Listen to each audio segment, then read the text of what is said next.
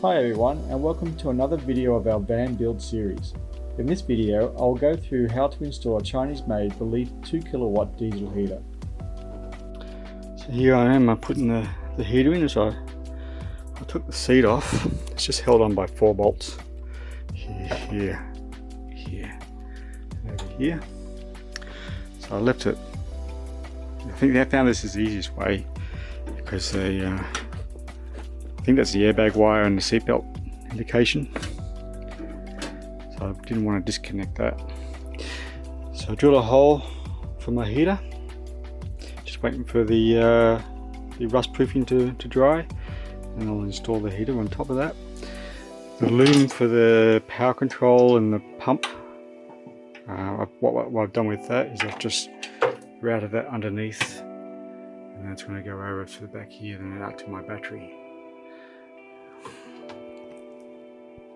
For the hole, I've used this hole saw. It's the biggest hole saw I've ever used. It's 152 millimeters. And one of the things you'll be careful with these things is that when you're using it with a drill,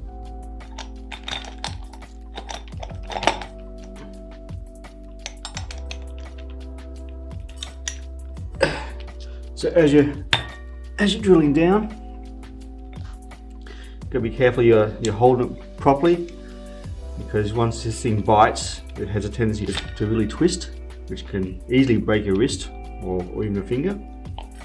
So what I recommend you do is, when you're using something like this big, especially a hole saw this big, smaller ones can still do the same thing but not as much. Most drills have these attachments that allows you to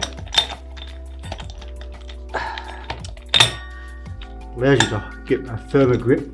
By having that 90-degree angle to the actual turning force, allows you to hold it more steady. It's very unlikely to do that. You can still do it, but you got a much easier reaction to do that. Without that, just hold it there, it's able to slip out of your hands very easily. For my heater, it's just a Chinese heater, and it came with this big plate. At first I thought, oh, what a massive hole, but actually it's made it a lot easier. So all I've done is I just clamped all the hoses in there now, and it's all ready to go in, and all I've got to do now is just drop it through that big hole I've made in the floor, and then plumb it all in, and that's it.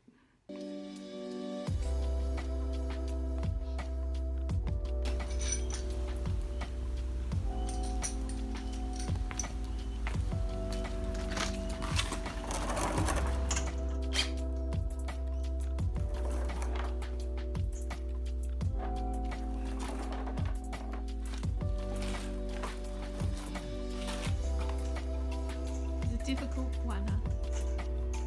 What it looks like from underneath. So over here I got the breather hose going up behind up here. It just sits there, doesn't fall out, just so that water doesn't get into it. And the exhaust hose comes down here. I've got that going down past my water tank. It comes out near the door, which I don't really like, but not much I can do about it because the fuel tank's in the way. Plus, you need an extension for that exhaust pipe, which I can get. And the fuel pump, mounted that up here. And a bit of an angle there. Oops. And the fuel line just tapped into the auxiliary. I got the auxiliary put in as an option when I bought the van. I don't know what you do if you don't have one of those. It's just got it's going into the back of this connector I bought on eBay. Yep. I bought a couple of these off eBay. So they just plug into the fuel line that's there. I couldn't get this is the hose that came with the fuel pump.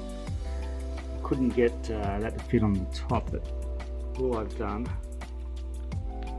is that I just stick the hose into there. It's a snug fit, hasn't come loose. check it every now and again and make sure it's all, nothing's caught on it. And does the trick. I have the heater outlet coming out of my bulkhead wall into the main cabin and the heater control next to the bed. On chilly mornings I just turn it on to take the nip out of the air, then turn it off once we are warmed up.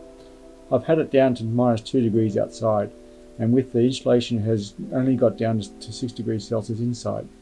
And with the heater on for about 15 minutes it brings the temperature up to about 16 degrees, which is warm enough that I don't need to keep it running.